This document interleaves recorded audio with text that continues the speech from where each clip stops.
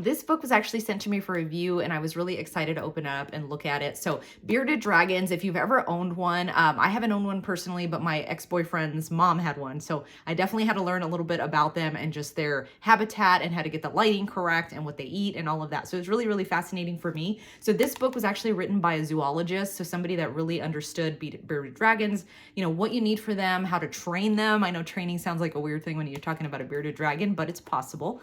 So this book does have a really good table of contents in here, so you can simply go through and decide is there something specific that you're looking for, but really on, you know, the basics of care. How do you get the ideal habitat, of course, with lighting and making sure that you have everything good to go in there, daily care routines, how to bond and socialize, which I thought was a really cool section, and then also training and just long-term health. What can you do to make sure that they're going to be living long and a fruitful life as well? So I thought this was a really good book. It's very quick read. It's only about 109 pages, so you can get through it really easily, and a lot of good information in here.